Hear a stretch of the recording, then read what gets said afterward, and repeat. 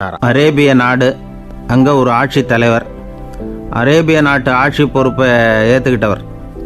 அவர் ஆட்சி பொறுப்பை ஏற்றுக்கிட்ட பிறகு ஒரு நாள் ஒரு தெருவில் நடந்து போய்கிட்டு இருந்தார். அவர் தோளில் ஒரு பெரிய துணி மூட்டை, அதை சுமந்துக்கிட்டு கடத்தெருவை நோக்கி அவர் போய்கிட்டு இருக்கிறார். வழியில் அவரை சந்தித்தார் உமர். அவர் கேட்டார், கலீஃபா அவர்களே, எங்கே புறப்பட்டுட்டீங்க அப்படின்னு கேட்டார். கலீஃபான்னா ஆட்சி தலைவர்னு அர்த்தம்.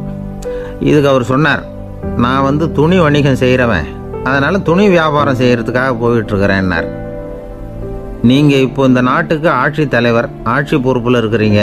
நீங்கள் வியாபாரம் செய்ய போட்டால் அரசு பணிகளை செய்கிறது யார் அப்படின்னு கேட்டார் அவர். நான் அரசு பணிகளை மட்டுமே செஞ்சுக்கிட்டு இருந்தா என் குடும்பத்தை காப்பாற்றுறது யார் அப்படின்னு கேட்டார் அவர். இப்படி கேட்டவர் யார் தெரியுமா? அவர் தான் அபூபக்கர், இறை தூதர் முகமது அவர்களுக்கு பிறகு கலீஃபாவாக தேர்ந்தெடுக்கப்பட்டவர். அப்போலாம் ஆட்சி தலைவர்களுக்கு சம்பளம்னு எதுவும் கிடையாது. இந்த பிரச்சனையை எப்படி தீர்க்கிறதுன்னு யோசனை பண்ணார் உமர். அபு உபைதா அவர்கள்கிட்ட அழைச்சிட்டு போனார். அவர் யாருன்னா, அவர் தான் பொது நிதி கருவூலத்தின் பொறுப்பாளர். அவர்கிட்ட பிரச்சனையை சொன்னார். இது மாதிரி ஆட்சி தலைவருக்கு பொது நிதியிலிருந்து ஊதியம் அளிக்க முடியுமான்னு கேட்டார். பொது நிதி விதிகளின்படி அதுக்கு சாத்தியம் இல்லைன்னு சொல்லிவிட்டார் அவர். சரி, வேற ஏதாவது வழி இருக்குதான்னு கேட்டார் உமர். அபு உபைதா கொஞ்சம் யோசனை பண்ணி பார்த்தார். அப்புறமா சொன்னார், மக்காவிலிருந்து மதீனாவுக்கு குடிபெயர்ந்து வந்த அகதிகளுக்கு நிதி உதவி அளிக்கிறதுக்கு விதிகளில் இடம் இருக்கு. அப்படி பார்த்தா அபூபக்கரும் அகதி தானே, அதனால எல்லா அகதிகளுக்கும் கொடுக்கறது மாதிரியே அவருக்கும் ஒரு தொகை அளிக்கலாம்னார். கலீஃபா அபூபக்கருக்கு இந்த அகதி உதவி தொகையைத்தான் கொடுத்துட்டு வந்தாங்களாம். குடும்ப செலவுக்கு அது போதுமானதாக இல்லை. இருந்தாலும் கலீஃபாங்கிறதுக்காக மற்ற அகதிகளை விட அதிகமாக தொகையை பெற அவர் விரும்பலை. மார்பு பக்கம் கிழிஞ்சிருந்த ஒரு மேலாடையை தான் அவர் அணிஞ்சிருந்தார். அவருடைய துணைவியார் அஸ்மா, அவங்க ஒரு நாள் தேன் அருந்த ஆசையாக இருக்குன்னாங்களாம். நமக்கு கிடைக்கிற ஊதியம் குடும்ப செலவுக்கே போதுமானதா இல்லையே, இந்த நிலையில் தேன் வாங்கிறதுக்கு காசுக்கு நான் எங்கே போவேன்ருக்கார் அவர். கொஞ்ச நாள் கழித்து அவங்க ஒரு தொகையை அவர்கிட்ட கொடுத்து தேன் வாங்கிட்டு வர சொன்னாங்களாம். இவருக்கு ஆச்சரியம், ஏது இந்த பணம்னு கேட்டிருக்காரு. நீங்கள் தினமும் குடும்ப செலவுக்காக கொடுத்துக்கிட்டு வந்த பணத்தில் கொஞ்சம் கொஞ்சமாக மிச்சப்படுத்தி வச்சேன்னாங்களாம். அபூபக்கர் அந்த பணத்தை எடுத்துக்கிட்டு நேராக பொது நிதி கருவூல பொறுப்பாளர்கிட்ட போனார். இந்த பணத்தை பொது நிதியில் சேர்த்துருங்க, இது அதிகப்படியாக எனக்கு தரப்பட்டு வந்த ஊதியம், அடுத்த மாதத்துலேருந்து இந்த தொகையை குறைச்சிங்கன்னு வேற சொல்லிவிட்டாராம். பசியை தணிக்க தேவையான அளவு உணவு, ஒரு ஜோடி உடை, இதை தவிர கூடுதலாக மக்கள் பொது நிதியிலிருந்து வாங்கிக்கிறதுக்கு என் குடும்பத்தாருக்கு உரிமை இல்லை அப்படின்னு சொல்லி கண்டிப்பாக சொல்லிவிட்டாராம். அவர் வாங்கிட்டு வந்த இந்த குறைந்த ஊதியம் கூட அவர் மனசை உறுத்திக்கிட்டே இருந்தது. கடைசி நேரம் அவர் தம்முடைய மகள் ஆயிஷா அவர்களை அழைச்சார். மகளே, இதுவரைக்கும் பொது நிதியிலிருந்து நான் வாங்கிட்டு வந்த தொகை என்னுடைய இதயத்தில் பாரமாக அழுத்திக்கிட்டு இருக்கு. என் தோட்டத்தை விற்று அதில் வர்ற பணத்திலேருந்து நான் இதுவரைக்கும் வாங்கிட்டு வந்த ஊதிய தொகையை கணக்கு போட்டு பொது நிதியில் சேர்த்துடு அப்படின்னாராம். பதவி ஏற்கிறதுக்கு முன்னாடி தன்கிட்ட இருந்ததை விட இப்போ கூடுதலாக என்ன சொத்து இருக்குன்னு பார்த்துருக்கார். ஒரு ஒட்டகம், ஒரு கோப்பை, ஒரு பணியாள். இதையும் அடுத்தபடியாக கலீஃபாவா வர்றவர்கிட்ட ஒப்படைச்சிருங்க அப்படின்னு விட்டாராம்.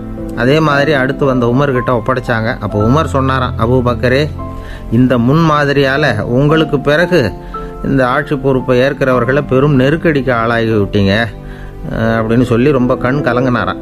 கடைசியாக அபூபக்கர் தன்னுடைய குடும்பத்தாருக்கு விட்டு சென்ற சொத்து ஒரு படுக்கை விரிப்பு, ஒரு போர்வை, அவ்வளவுதான். இது சிந்திக்க வேண்டிய ஒரு செய்தி.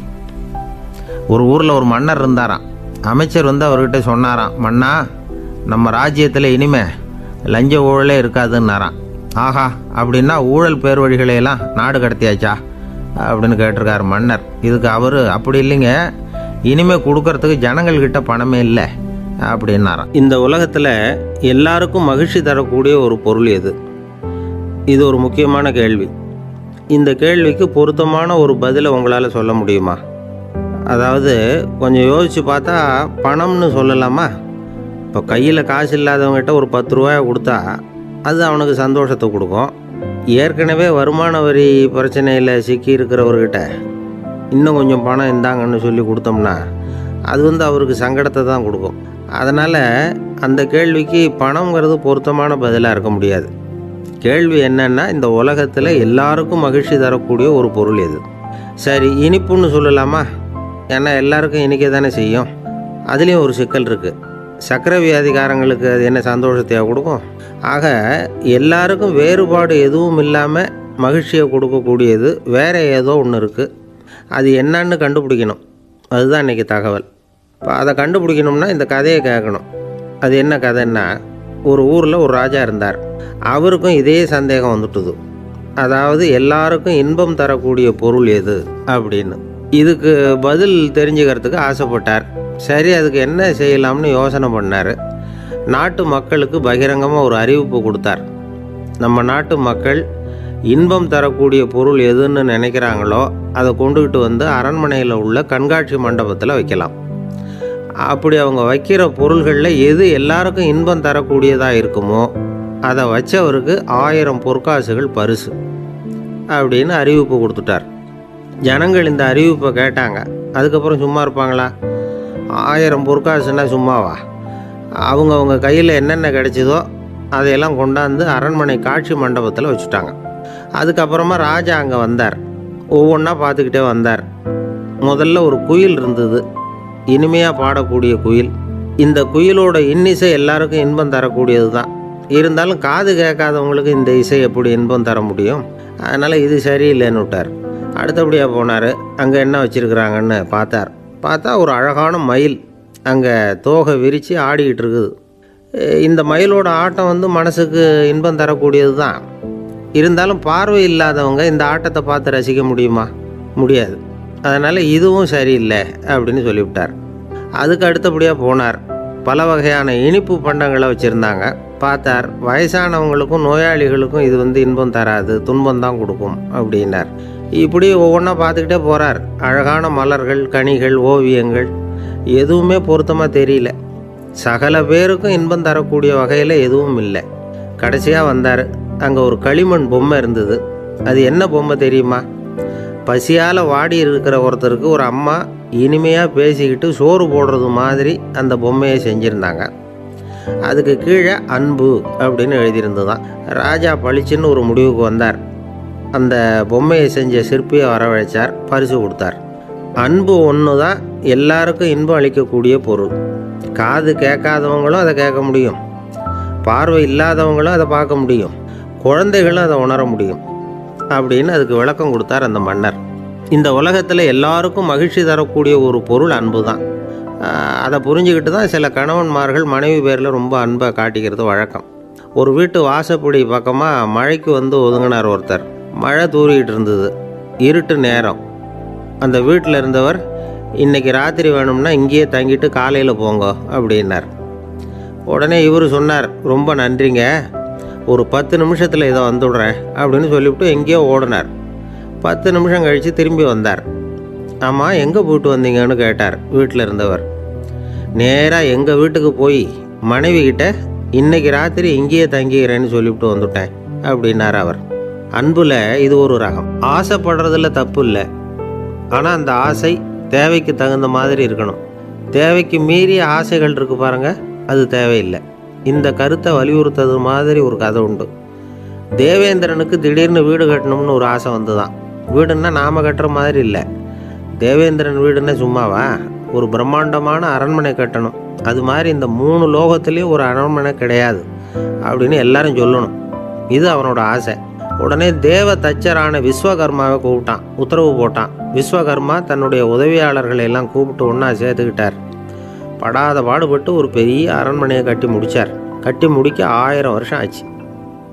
தேவேந்திரன் பார்க்குறான். அவனுக்கு திருப்தி ஏற்படலை.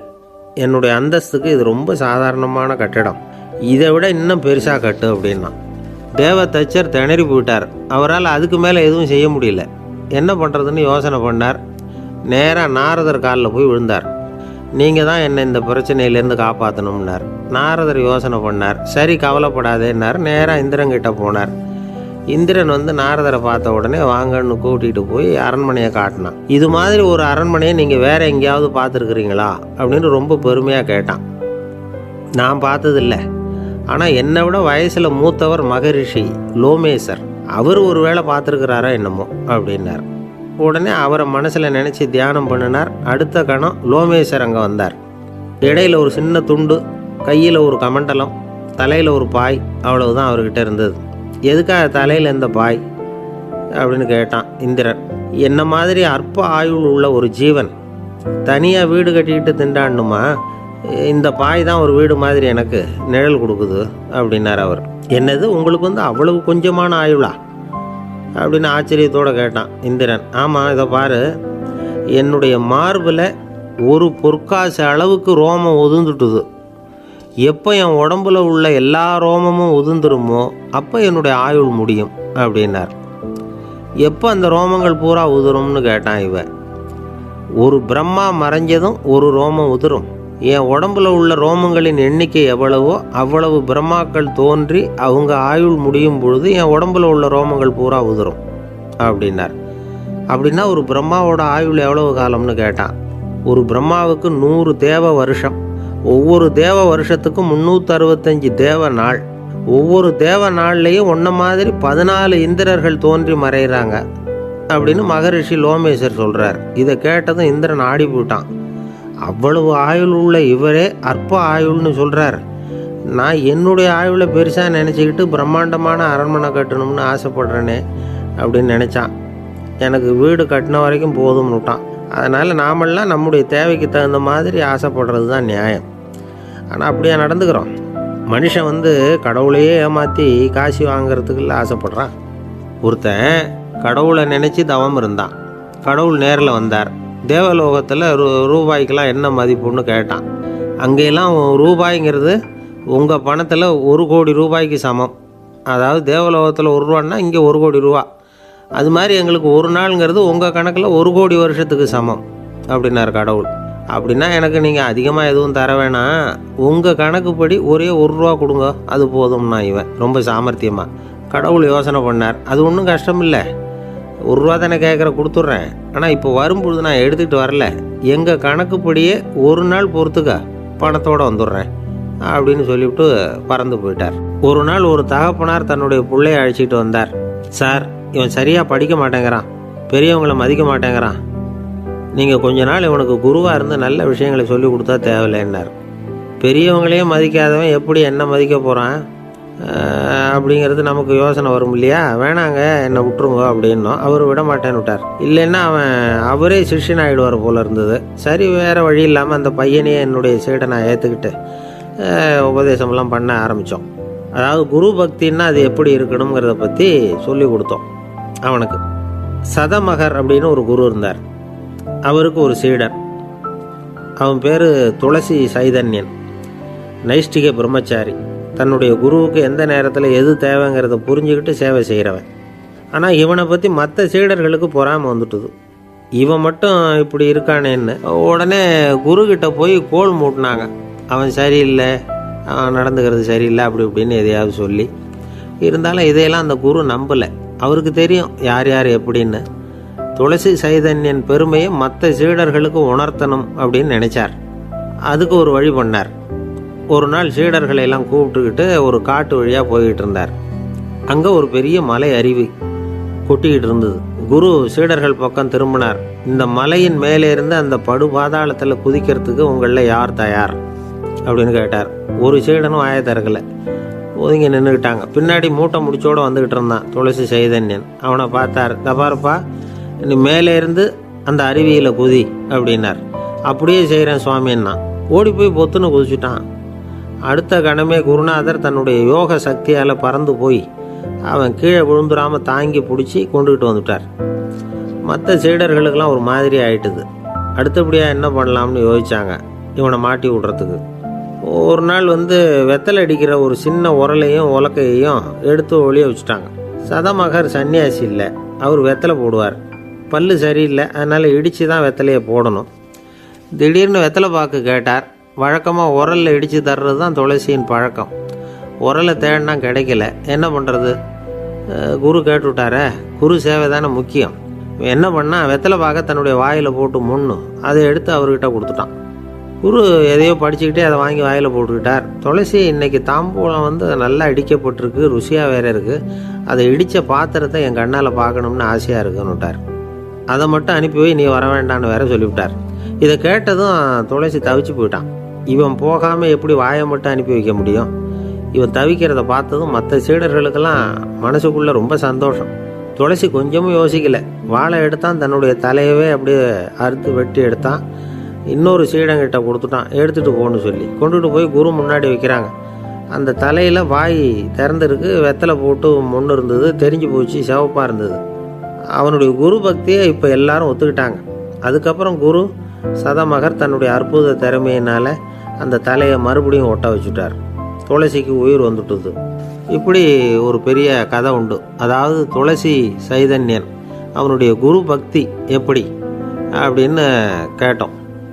ரொம்ப அபாரம் அப்படின்னு அந்த பையன் அடக்கமாக, சும்மா விளையாட்டுக்காக தான் அப்படி அவங்ககிட்ட கேட்டோம். ஏன்பா உன்னுடைய குரு பக்தியை என்கிட்ட காட்டுறதுக்கு உன்னோட கழுத்தை நீயே அறுக்கணும்னு நான் சொன்னால் அதை நீ செய்வியா அப்படின்னு கேட்டோம். என்னுடைய கழுத்தை நானே அறுக்க வேண்டிய அவசியம் இல்லை சார் அப்படின்னா அவன். ஏண்டான்னு, அதே காரியத்தை தான் இனிமேல் நீங்கள் தினமும் செய்ய போகிறீங்களே சார் அப்படிங்கிறான். ஒருத்தர் ரொம்பவும் மகிழ்ச்சியாக வந்துக்கிட்டு இருந்தார். என்ன விஷயம்னு விசாரித்தேன். நான் தோற்று போயிட்டேன், அதுதான் மனசுக்கு மகிழ்ச்சியாக இருக்குது அப்படின்னார். எனக்கு இது ரொம்ப ஆச்சரியமாக போச்சு. இந்த உலகத்தில் தோற்று போகிறவங்க யாரும் மகிழ்ச்சியாக இருக்கிறதில்ல. அப்படி இருக்கிறப்ப இவர் இப்படி சொல்கிறாரே, எங்கே தோற்று போனீங்கன்னு கேட்டேன். அதுக்கப்புறம் தான் அவர் விவரமாக சொன்னார். என்னோட 5 வயசு குழந்தையோடு நான் விளையாடிக்கிட்டு இருந்தேன். அந்த விளையாட்டில் என் குழந்தை ஜெயிச்சு விட்டுது, நான் தோற்று போயிட்டேன் அப்படின்னார் ரொம்ப உற்சாகமாக. நான் யோசித்து பார்த்தேன். அதாவது நாம் சின்ன குழந்தையாக இருக்கிறப்போ எந்த விளையாட்டில் கலந்துக்கிட்டாலும் அதில் நாம் தான் ஜெயிக்கணும்னு ஒரு வெறி நமக்குள்ளே இருக்கும். நம்மளை எதிர்த்து விளையாடுறவர் நல்லவரா கெட்டவரா, பெரியவரா சின்னவரா அப்படிங்கிறதெல்லாம் முக்கியம் கிடையாது. அவர் தோற்று போகணும், நாம் ஜெயிக்கணும், அதுதான் முக்கியம். எதிரியை சந்தோஷப்படுத்த விளையாடுகிற கலை அப்போ நமக்கு தெரியறதில்ல. வாழ்க்கையில் ஒரு பக்குவம் வந்ததுக்கு அப்புறம் வெற்றி பெறணுங்கிற மன அழுத்தம் போயிடுது. போட்டியில் ஜெயிக்கணுங்கிறத விட குழந்தையை சந்தோஷப்படுத்தணுங்கிறது முக்கியமாக போச்சு. ஜெயிக்கணுங்கிற வெறி ஓடி போட்டுது. ஒரு குழந்தையாக இருந்தப்போ நம்ம வளர்ச்சிக்கு உதவிய வெறி பெரியவனானதுக்கு பிறகு நமக்கு எதிரியாக மாறுது. அதை சரியான சமயத்தில் நாம் புரிஞ்சுக்கிட்டோம்னா போதும், நாம் பொழைச்சிக்கலாம். ஒவ்வொரு மனுஷனுமே வாழ்க்கையோட அடுத்த கட்ட வளர்ச்சியில் அடி எடுத்து வைக்கிற நேரத்தில் தன்கிட்ட இருந்து ஏதோ ஒரு குணத்தை அல்லது தன் குணம் இருந்த ஏதோ ஒரு உறவை நாம் இழக்கத்தான் வேண்டியிருக்குது. ஒரு கட்டம் வரைக்கும் உதவியாக இருந்த குணம் அடுத்த கட்டத்துக்கு தடையாக கூட மாறிடலாம். இந்த பரிமாண மாற்றத்துக்கு உள்ளாகிற ஒவ்வொருத்தரும் பிரத்யட்சமாக இதை உணர்றாங்க. ஆனால் பல பேர் எப்படின்னா பழசை திறந்துவிட்டு புதிய கொள்கைகளை உருவாக்கிக்கிறதுக்கு இஷ்டம் இல்லாமல் இருந்துடுறாங்க, அல்லது அப்படி செய்ய முடியாமல் தவிக்கிறாங்க. இதையெல்லாம் மீறி அந்த பழசை திறந்துட்டா அதை இழந்ததால் உண்டாகிற மன அழுத்தம் சில காலத்துக்கு வருத்திக்கிட்டு தான் இருக்கும், வேறு வழி இல்லை. ஆரோக்கியமான ஒரு முன்னேற்றத்துக்காக அந்த மன அழுத்தத்தை தாங்கிக்கத்தான் வேணும் அப்படிங்கிறாரு அந்த உலக புகழ்பெற்ற மேதை ஒருத்தர், இந்த ஸ்காட் பெக் அப்படிங்கிறவர். பிறந்த நாள் முதல் இதுதான் சரி அப்படின்னு கற்பிக்கப்பட்டு வந்த ஒவ்வொரு தத்துவத்தையும் தங்களுடைய வளர்ச்சிக்கு தகுந்த மாதிரி மாற்றி அர்த்தப்படுத்தி கொள்ள முடியாமல் வாழ்க்கை சூழலில் அப்படியே அரைப்பட்டு தூளாகிறவர்கள் தான் ரொம்ப தவிக்கிறாங்களாம். இதுதான் அவருடைய கருத்து. பெரும்பாலும் மனிதர்களுடைய நடுத்தர வயசில், அதாவது 30 தாண்டுகிற சமயத்தில் தான் இந்த தவிப்பு உண்டாகுதான். இதை தான் மேற்கத்திய நாடுகளில் அடிக்கடி மிட் லைஃப் கிரைசிஸ் அப்படின்னு சொல்கிறாங்க. அப்பப்போ பழசையெல்லாம் தொலைச்சி விட்டு புதுசாக பிறக்கிறதுக்கு கற்றுக்கணும். ஒவ்வொரு நிமிஷத்தையும் அந்த நிமிஷத்துக்கு ஏற்ற சித்தாந்தம் கொண்டவர்களாக சந்திப்போம் அப்படிங்கிறார் அந்த உளவியல் நிபுணர். இப்படி பழகிக்கிட்டால் வாழ்க்கை இன்பமயம், இல்லைன்னா தவிப்பு மயம்தான். பழசை தொலைக்க முடியாதவர்களில் எத்தனையோ பேர் உண்டு, எத்தனையோ ரகம் உண்டு. அதில் வேடிக்கையான நண்பர்களும் உண்டு. ஒருத்தர் நண்பர் வீட்டுக்கு போனார். அவர் ஏதோ இனிப்பு பலகாரம் கொடுத்து சாப்பிட சொல்லியிருக்கிறாங்க அவங்க வீட்டில். இவர் சாப்பிட்டு பார்த்துட்டு சொன்னாராம், சார் 6 மாதத்துக்கு முன்னாடி ஒரு தடவை இங்கே வந்தேன், அப்போது ஒரு இனிப்பு பலகாரம் கொடுத்தீங்க, அது இதை விட நல்லா இருந்தது சார் அப்படின்னாராம். அப்போ செஞ்ச அதே இனிப்பு பலகாரம் தான் சார் இதுவும் அப்படின்னாராம் அவர். இயேசுநாதர்கிட்ட ஒருத்தர் கேட்டாராம், இயேசுவே என்னை எவ்வளவு நேசிக்கிறீர்கள் அப்படின்னு. அவர் தன்னுடைய 2 கைகளையும் அகல விரித்து இவ்வளவு என்று சொல்லி சிலுவையில் உயிர் நீத்தார் அப்படின்னு சொல்லுவாங்க. அதாவது அந்த நேசிப்புக்கு எல்லை கிடையாது, அதே போல் மன்னிப்புக்கும் எல்லை கிடையாது. இது இயேசுநாதர் சொல்லி கொடுத்த ஒரு பாடம். இயேசுனுடைய சீடர்களில் ஒருத்தன் பீட்டர், அவன் ஒரு நாள் இயேசுநாதர்கிட்ட கேட்டிருக்கான், இயேசுவே, நான் என்னுடைய தம்பிக்கிட்ட அடிக்கடி சண்டை போட்டுக்கிட்டு இருக்கிறேன், என்னுடைய சகோதரன் கூட. அவனை நான் எத்தனை தடவை மன்னிக்கிறது? ஏற்கனவே 7 தடவை அவனை மன்னிச்சுட்டேன் அப்படின்னு சொல்லியிருக்கிறான். அப்போது இயேசு சொன்னாராம், மன்னிக்கிறதுக்கு எத்தனை தடவைங்கிற கணக்கெல்லாம் கிடையாது. எத்தனை தடவை உன்னுடைய சகோதரன் உன்னை கோபப்படுத்துகிறானோ அத்தனை தடவை நீ மன்னிக்கிறதுக்கும் தயாராக இருக்கணும், அதுதான் அப்படின்னு சொன்னாராம். அப்போ இவனுக்கு ஒன்றும் புரியல, இது என்ன அவன் தப்பு பண்ணிக்கிட்டே இருப்பான், நாம் மன்னிச்சுக்கிட்டே இருக்கிறதா அப்படிங்கிறது மாதிரி குழப்பமாக இருந்திருக்கிறான். அப்போது இயேசுநாதர் தன்னுடைய சீடன் பீட்டர்கிட்ட ஒரு கதை சொன்னாராம். அந்த கதை இன்றைக்கு நாம் எல்லாரும் சிந்தித்து பார்க்க வேண்டிய ஒரு கதை. அதாவது மன்னிப்பை விரும்புகிறவர்கள் மன்னிக்கவும் தயாராக இருக்க வேண்டும் அப்படிங்கிறது தான் அந்த கதையினுடைய தத்துவம். அந்த இயேசுநாதர் சொன்ன கதை என்னென்னா, ஒரு மன்னர் இருந்தார். அவர் ஒரு நாள் அரண்மனையில் உட்காந்து கணக்கு வழக்குகள்லாம் பார்த்துக்கிட்டு இருந்தார். நம்ம அரண்மனையிலேருந்து யார் யார் அரசாங்க கடன் வாங்கியிருக்கிறாங்க, யார் யார் திருப்பி செலுத்தியிருக்கிறாங்க அப்படிங்கிற விவரத்தையெல்லாம் பார்த்துக்கிட்டு இருந்தார். அப்போ தான் புரிஞ்சுது, அந்த அரண்மனையில் வேலை செய்கிற ஒருத்தனே அரசாங்க கடன் வாங்கியிருக்கிறான். எவ்வளவு? 10,000 பொற்காசுகள் வாங்கியிருக்கான் கடன். இந்த 10,000 பொற்காசுகளை திருப்பி செலுத்தலை அரசாங்கத்துக்கு. இது மன்னர் கவனத்துக்கு வந்தது. உடனே நம்ம அரண்மனையில் இருக்கிறவனே அரசு கடன் வாங்கி திருப்பி செலுத்தாமல் இருக்கான், அவனை கூப்பிட்டு வாங்கன்னு சொல்லி கூப்பிட்டுட்டு வந்தாங்களாம். விசாரிச்சிருக்கிறாங்க, என்னப்பா நீ எவ்வளவு ஒன்று? ஆமாங்க, 10,000 பொற்காசுகள் வாங்கியிருக்கிறேன், இன்னும் திருப்பி கட்டலைன்றிருக்கான். உடனே அவர் மன்னர் சொல்லியிருக்கிறார், நம்ம சட்டத்திட்டப்படி நீ உடனே பணத்தை திருப்பி கட்டிடு. அப்படி உன்னால் கட்ட முடியலன்னா உன்னுடைய வீடு வாசல் சொத்து சுகம் எல்லாத்தையும் விற்று அந்த பணத்தை அரசு கருவூலத்தில் சேர்த்துக்கிறதுக்கு நானே ஏற்பாடு பண்ணிடுறேன் அப்படின்னு அந்த மன்னர் சொன்னாராம். இவன் அப்படியே அதிர்ச்சி ஆகிட்டான், அப்படியே பொத்துன்னு காலில் விழுந்தானா. மன்னா, என்னை மன்னிச்சுங்க, என்னால் முடியல, எனக்கு மன்னிப்பு கொடுங்க அப்படின்ட்டுருக்கான். உடனே அவர் எழுந்திரிச்சு, சரி நீ மன்னிப்பு கேட்டுவிட்டேன், அதனால் உன்னை மன்னிக்கிறேன், நீ பணம் கட்ட வேண்டாம் அப்படின்னு சொல்லி அந்த மன்னர் அவனை விட்டுட்டாரான். பணத்தையும் தள்ளுபடி போட்டார், நீ திருப்பி கட்ட வேண்டான்னு. இவனுக்கு ரொம்ப மகிழ்ச்சி, அதனால் ரொம்ப உல்லாசமாக வந்துக்கிட்டு இருக்கிறான். தெருவில் வந்துக்கிட்டு இருக்கிறப்ப இவங்கிட்ட கடன் வாங்கின ஒருத்தன் எதுக்கு வந்துக்கிட்டு இருக்கான். அவன் இவங்கிட்ட ஒரு 100 பொற்காசுகள் கடன் வாங்கியிருக்கான். அவன் வந்தான், இவன் போய் அவன் சாட்டையாக பிடிச்சிக்கிட்டான், நீ எப்படா என் கடனை திருப்பி கொடுக்க போகிறேன்னு. அவன் இப்போ முடியல, கொஞ்சம் பொறுத்துக்கா, அப்புறம் தரேன் இருக்கான். அதெல்லாம் முடியாது, நீ கொடுத்து தான் ஆகணும் அப்படின்னு இவன் புடிவமாக சொல்கிறான். இப்போ நிலைமையை பாருங்கள், இவன் ஏற்கனவே 10,000 பொற்காசுகள் அரசாங்கத்தில் கடன் வாங்கினா அதுக்கு மன்னிச்சு விட்டுட்டார் இவனை. ஆனால் இவன் இன்னொருத்தனை மன்னிக்கிறதுக்கு தயாராக இல்லை. இவங்கிட்ட கடன் வாங்கின இன்னொருத்தன் 10 பொற்காசுகள், அவனை மன்னிக்க தயாராக இல்லை. அவனை கொண்டு போய் நீதிமன்றத்தில் கொண்டு போய் நிறுத்தி தண்டனை வாங்கி கொடுத்துட்டான். நீதிபதி என்ன சொன்னார், அந்த இவன் வாங்கின பொற்காசுகளை திருப்பி கட்டுற வரைக்கும் ஜெயிலில் இருக்கணுங்கிறது தீர்ப்பு. ஆனால் உடனே அரசர் காதில் விழுந்தது. சொல்லிட்டாங்க, உங்ககிட்ட மன்னிப்பு வாங்கிட்டு போனானே ஒருத்தன், அவன் இன்னொருத்தனை மன்னிக்கிறதுக்கு தயாராக இல்லை, அவனை கொண்டு போய் ஜெயிலில் அடைச்சிட்டான் அப்படின்னு. உடனே மன்னர் பார்த்தார், இவனை மறுபடியும் கூப்பிட்டு வர சொன்னார். தபாரப்பா, நான் உன்னை மன்னிச்சு விட்டேன், ஆனால் நீ இன்னொருத்தனை மன்னிக்கிறதுக்கு தயாராக இல்லை, அதனால் என்னுடைய தீர்ப்பையும் மாற்றுறேன், நீயும் அரசு கடன் தீர்ற வரைக்கும் ஜெயிலில் தான் இருக்கணும் அப்படின்னு சொல்லி ஜெயிலுக்கு அனுப்பிச்சிட்டாராம். இப்படி ஒரு கதையை இயேசுநாதர் தன்னுடைய சீடருக்கு சொன்னதாக ஒரு வரலாறு. அது என்ன, அதிலேருந்து நாம் புரிந்து கொள்ள வேண்டியதுன்னா, நாம் மன்னிக்கப்படணும்னு நாம் விரும்புகிறோம்னா நாம் இன்னொருத்தரை மன்னிக்கிறதுக்கு தயாராக இருக்கணும்.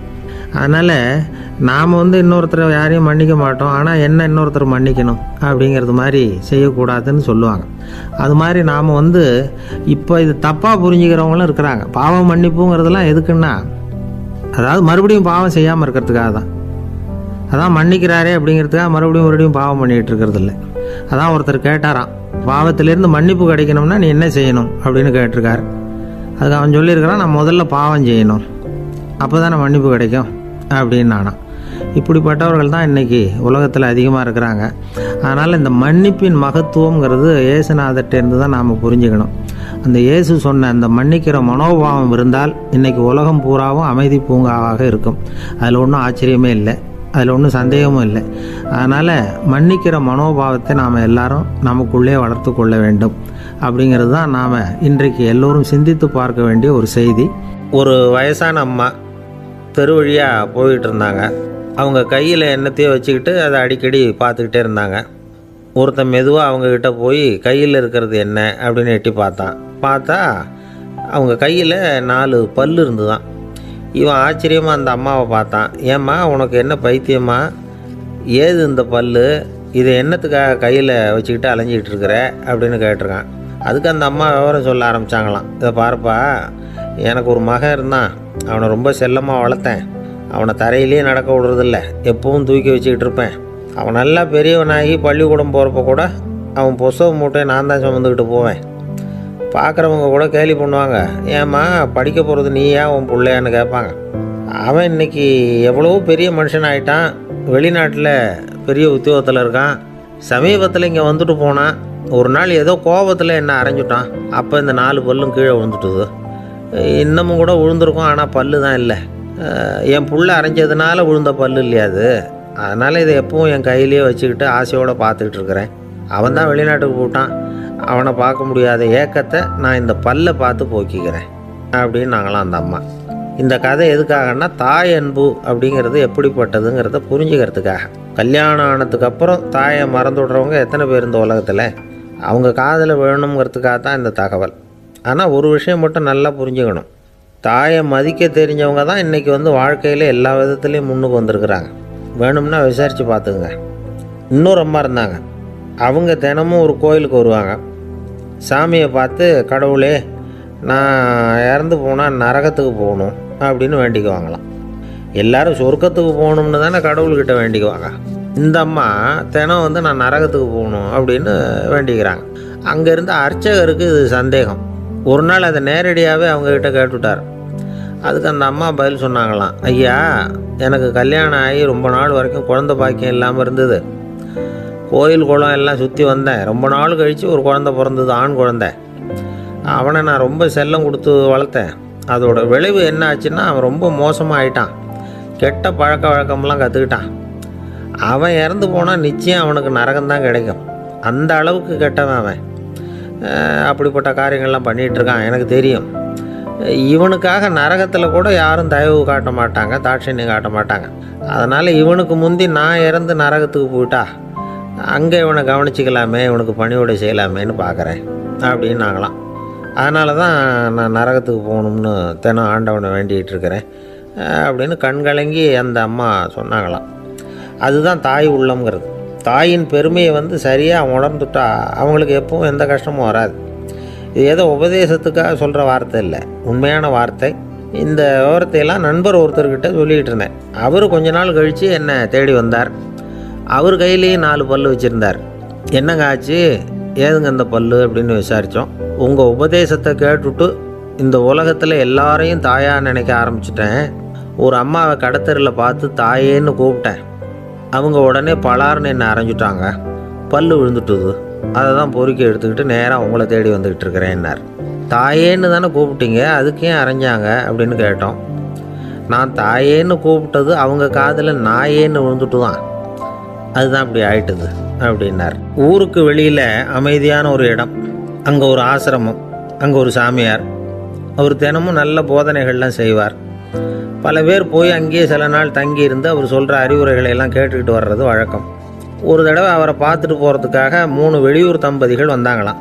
அந்த மடத்திலேயே சாப்பிட்டுக்கிட்டு தங்கியிருந்து அவங்களுடைய போதனைகளை கேட்டுக்கிட்டு போகணுங்கிறது அவங்க நோக்கம். காலையில் குளிச்சுட்டு பூஜையில் உட்காந்தார் அந்த சுவாமி. இவங்களும் குளிச்சுட்டு அந்த பூஜையை பார்க்குறதுக்காக அவர் முன்னாடி உட்காந்தாங்க. பூஜை ஆரம்பமாச்சு.